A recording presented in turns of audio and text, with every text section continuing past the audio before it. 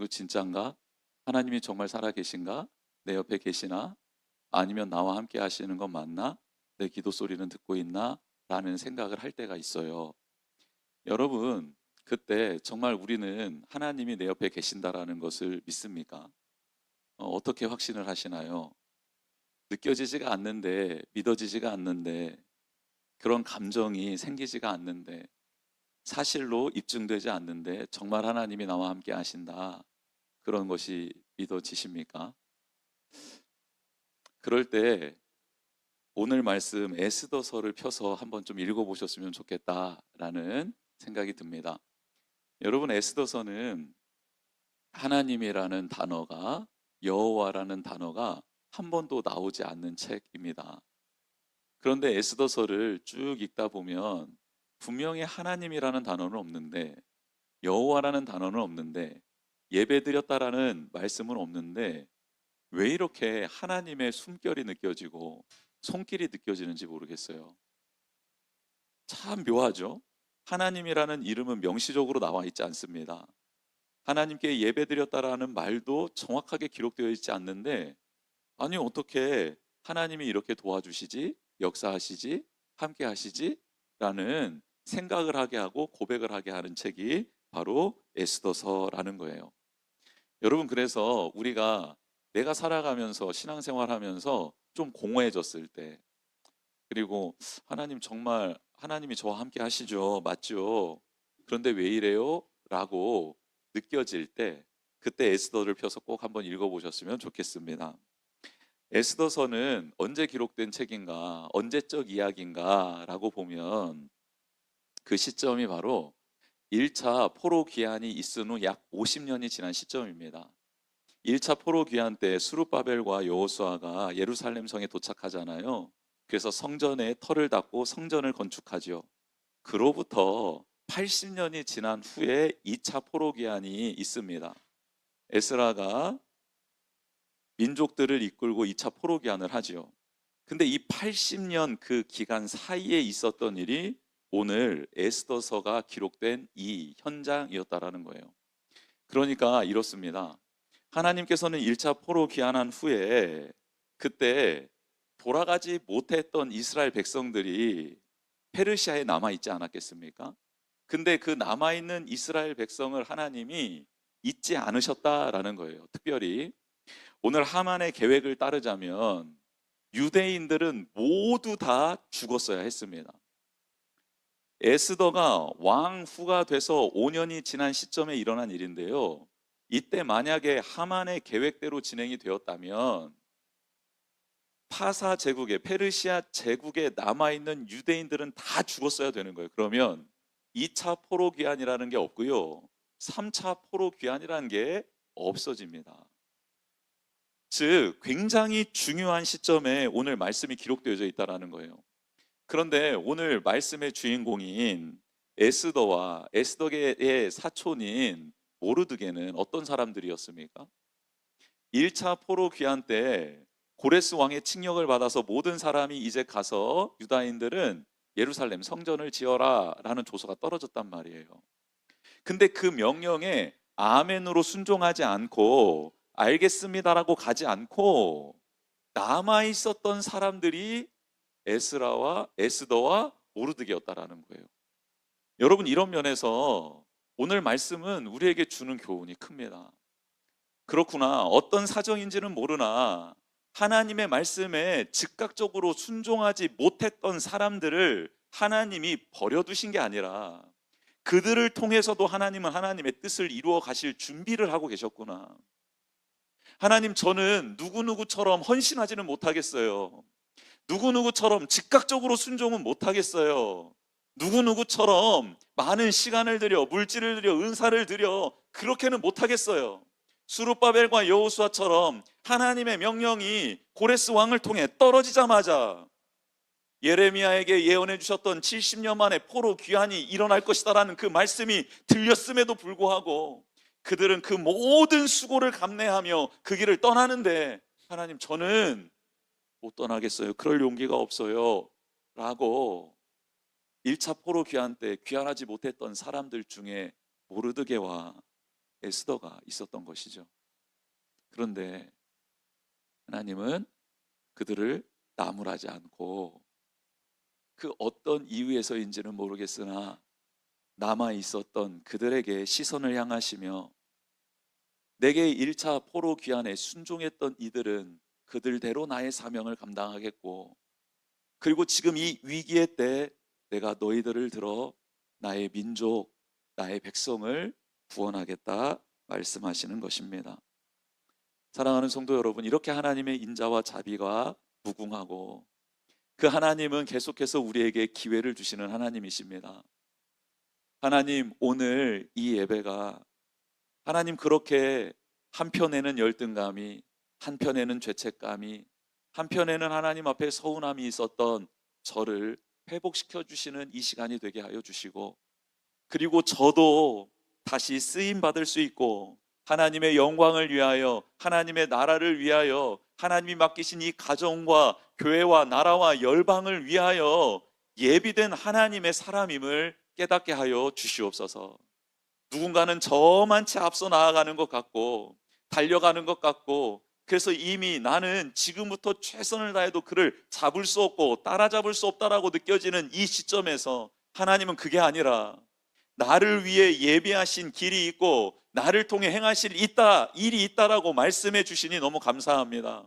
저도 모르드게처럼 에스더처럼 그렇게 쓰임받을 수 있는 존재임을 제가 깨닫게 하여 주시고, 다시 나의 이 삶의 자리에서 최선을 다하며 하나님의 은혜를 구하는 자 되게 하여 주시옵소서라고, 그렇게 엎드리며 은혜를 구하며 다시 회복이 되는 정점에 있었던 사람이고, 그가 세운 하만 또한 마찬가지 부류의 사람이었다라는 것을 보여주고 있습니다. 그래서 그냥 묻지도 않아요. 따지지도 않아요. 그래, 뭐 한민족 없어지는 게 뭐, 내가 지금 127도나 다스리고 있는데, 이 많은 나라와 민족을 다스리고 있는데 한민족 없어지는 것쯤이야. 한 나라, 한 민족, 한 생명을 너무너무 쉽게 여깁니다. 그래서 조서를 내리라고 해요. 그들을 진멸하소서. 내가 은 1만 달란트를 왕의 일을 맡은 자의 손에 맡겨 왕의 금고에 드리리이다. 여러분, 하만이 아하수에로 왕한테 은 1만 달란트 준답니다. 이게요, 양이 얼마나 봤더니요 340톤 분량입니다. 340톤 분량. 은을 340톤 드릴 테니 이렇게 좀 해주십시오 라고 말하는 거예요. 여러분, 거절하지 않습니다. 왕이요, 거절하지 않아요. 그래, 알았다. 그런데 체면상 이 돈, 이 모든 물질 너한테 다 맡길 테니까 네 마음대로 해 라고 합니다. 그래서 11절에 너의 소견에 좋을 대로, 이것도 토부입니다. 네가 보기에 좋을 대로, 네가 보기에 좋을 대로 해라. 네가 신이니 네 마음대로 해라. 하나님이 보시기에 좋은 대로 행하는 게 아니라 내가 보기에 좋은 대로 행해도 된다. 그렇게 살아라라고 그에게 자유를 줍니다. 권한을 줍니다. 인장 반지를 빼서 도장까지 내어줘버립니다. 여러분, 이 일이 일어나는 거예요. 그런데 아까 서두에 말씀드렸죠, 모르드게는 하만에게 신에게 경배하는 것 하라고 했을 때 하지 않는다고 했어요. 그런데 또 본질적으로는 하만이 아말렉의 족속입니다. 그런데 하나님은 어떻게 하셨죠? 출애굽 당시에 아말렉 족속을 멸하라고 하셨어요. 그래서 왕이 섰을 때, 사울 왕이 섰을 때 사울 왕에게 기회를 주죠. 아말렉을 쳐들어가라. 그리고 그 아각 왕을 죽여라. 그의 모든 재물을 다 죽여라. 이거는 거룩한 전쟁이요 나의 심판의 전쟁이니 너는 나의 명령을 꼭 순종해야 한다라고 사울 왕에게 기회를 줬는데, 그 사울 왕이 하나님의 명령을 어기고 아각 왕을 살려주죠. 그리고 그의 재물에 좋은 것들을 가지고 오지요. 하나님의 명령에 불순종했습니다. 그러고 난 다음에 500년이 지났습니다. 500년이 지나고 난 다음에 또 하나님의 민족을 죽이려는, 하나님을 적대시게 하는 아말렉의 자손이었던 하각이 수장이 되어서 하나님의 백성을 진멸하려고 합니다. 영적 전투인 것이죠. 근데 이때 놀랍게도 기스의 증손이자 사울 왕의 계보를 따라 500년이 지나 태어난 모르드게라는 사람을 통해 하나님이 다시 한번 기회를 주시는 것입니다. 너는 정말 이 위기 가운데 너의 생명이 경각에 달려있는 이 순간에도 너는 정말 나를 섬길 수 있느냐? 너의 목숨만 앗아가는 게 아니라 너 때문에 민족 전체가 죽을 운명에 처했는데 너 그래도 믿음을 잃지 않고 그 백성들과 함께 이 위기 가운데 나를 바라보며 나를 섬기며 나아갈 수 있겠느냐? 이 절대 권력 앞에 줄 서고 있는 수많은 신하들이 너를 모함하며 너를 모욕하고 너를 공궁에 빠지게 만들고 그렇게 주변에서 너를 우겨싸서 죽이려고 하고 있는데, 그럼에도 불구하고 꿋꿋하게 서서 끝까지 하나님이 나의 참 신이고 하나님이 도우시면 역전될 수 있습니다라고 믿고 이 길을 끝까지 갈 수 있겠느냐라고 지금 하나님이 우리에게 되묻고 있는 것이죠. 놀랍게도 500년이 지난 사울 왕의 계보에서 태어난 모르드게는 사울 왕처럼 하나님의 명령을 버리거나 하나님을 부인하거나 떠나지 않고 그 자리에서 하나님의 뜻을 구하며 하나님께 도움을 청하는 사람으로 백성들과 함께 엎드리는 사람이 됩니다. 사랑하는 성도 여러분, 우리가 하나님의 믿음의 길을, 그리스도인답게 살아가는 길을 걸어갈 때요, 가만두지 않습니다. 사탄이 가만두지 않고요, 그를 따르는 추종 세력들이 가만두지 않습니다. 우리를 어떻게 해서든지 끌어내리려고 해요. 정직하게 살지 못하게 합니다. 공의와 사랑을 행하지 못하게 해요. 약한 자를 돕지 못하게 해요. 무언가 하나님의 나라를 위해 희생하고 섬기려고 할 때, 야, 그래봐야 너만 손해야 라고 우리를 부추겨요. 우리를 자꾸 끌어내립니다. 그런데 그럼에도 불구하고 아니라고, 하나님 살아계신다고, 지금 너도 볼 수 없고 나도 볼 수 없지만 아니야, 분명히 하나님 살아계셔. 그 하나님 지금도 동일하게 역사하고 계시고 하나님을 믿는 자를 도우시며 그 뜻대로 그들을 인도해 가고 계셔 라고, 보이지 않는 그 하나님이 역사하심을 내가 믿고 그것을 의심하고 있는 자에게 알려주며 그 길을 같이 걸어갈 수 있도록, 그 하나님을 같이 느낄 수 있도록 도와줄 수 있는 사람이 필요한데, 그 사람을 지금 찾고 계시는데, 제가 여기 있습니다. 부족하지만, 연약하지만 저를 사용하여 주십시오라고 엎드리는 우리 모두가 되기를 주님의 이름으로 축복합니다. 하각의 이 계획은요, 하만의 이 계획은요, 계속해서 진행이 되어 갑니다. 오늘 읽었던 12절 말씀, 첫째 달 13일에 공포가 되죠. 그런데 유대력으로 보면 첫째 달 14일이 6월절이거든요. 첫째 달 13일은요 6월절 전날입니다. 6월절 전날에 이스라엘 백성에게 너희들은 다 죽었어라고 선포가 되는 거예요. 정말 죽는 겁니다. 말 그대로 죽는 거예요. 하만이 죽인다고 하면 그냥 죽는 거예요. 그게 곧 법이니까. 그런데 6월절 전날에 이 명령이 선포가 된다라는 거예요. 암시하는 거죠. 복선이 있는 거예요.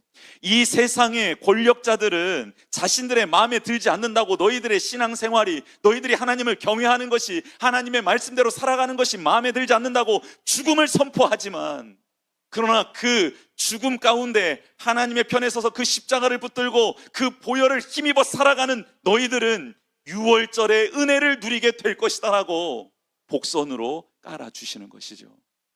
사랑하는 성도 여러분, 13일에 그 명령을 받고 하나님을 부인하고 떠나버리면 정말 죽는 거고요, 13일에 그 명령이 떨어졌음에도 불구하고 아니라고, 우리 하나님은 그럴 뿐이 아니라고, 어디로 튈지 어떻게 될지는 모르겠어요. 그런데요, 그 땅에서 죽어가는 영혼들에게 이 세상은 지금 관심이 없어요. 무엇에 관심이 있습니까? 우리나라의 주가가 어떻게 되느냐, 나의 재산이 어떻게 되느냐, 나의 회사가 어떻게 되느냐, 경제적으로 무슨 어려움이 있을 것이냐에 온통 혈안이 되어 있어요.